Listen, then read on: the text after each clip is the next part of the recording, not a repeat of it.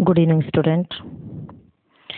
अम्बाला के बारे में एक और महत्वपूर्ण जानकारी कि अम्बाला की नारायणगढ़ जो तहसील है उसमें गोल्ड भी मिलता है, जो बहुत ही इम्पोर्टेंट क्वेश्चन बनता है आपके लिए कि अम्बाला की कौन सी जगह पर गोल्ड मिलता है, यानी सोना हमें मिलता है।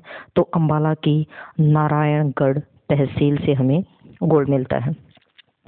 दूसरी महत्वपूर्ण जानकारी आपके लिए ये थी कि जैसे ही मैंने जो टॉपिक आपको दिया था और जो वीडियो आपके पास डाली थी अम्बाला से रिलेटेड, तो उसमें मैंने गुरुद्वारा बादशाही बाग, शीशगंज, मंजी साहिब, पीर नौरोज़ा के मज़ार, इनके बारे में भी बताया था।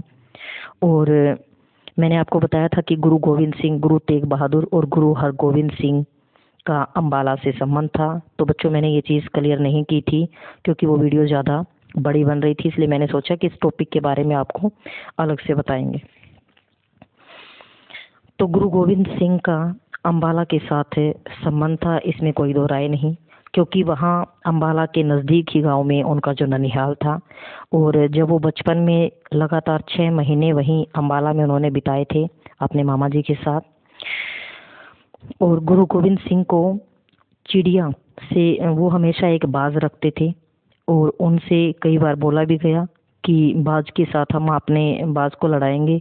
तो गुरु गोविंद सिंह ने कहा कि मैं बाज के साथ बाज को नहीं, बाज के साथ चिड़िया को लड़ाऊंगा।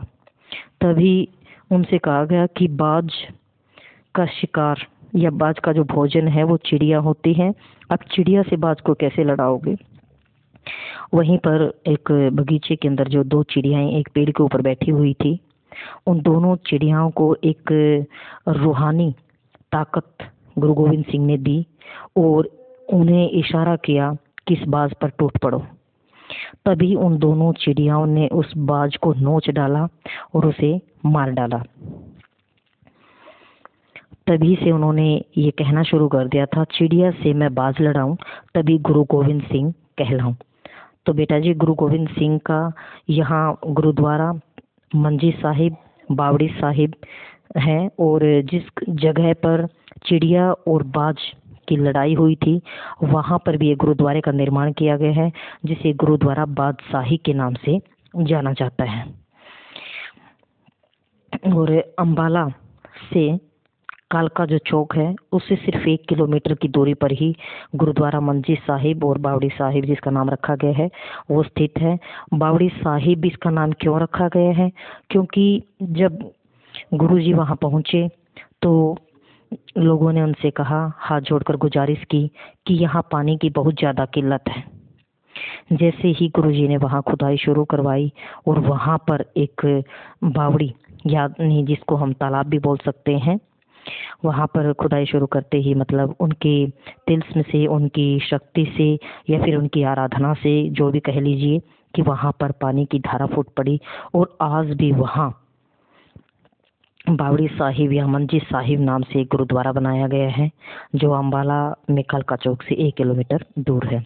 तो बच्चों, ये जो बादशाही बाग है वहाँ पर एक बाग का निर्माण भी करवाया था उन्होंने, जो बादशाह के नाम से, बादशाही बाग के नाम से फेमस है। शीशगंज और मंजी साहिब, ये सभी गुरुद्वारे अम्बाला के अंदर बनाए गए हैं।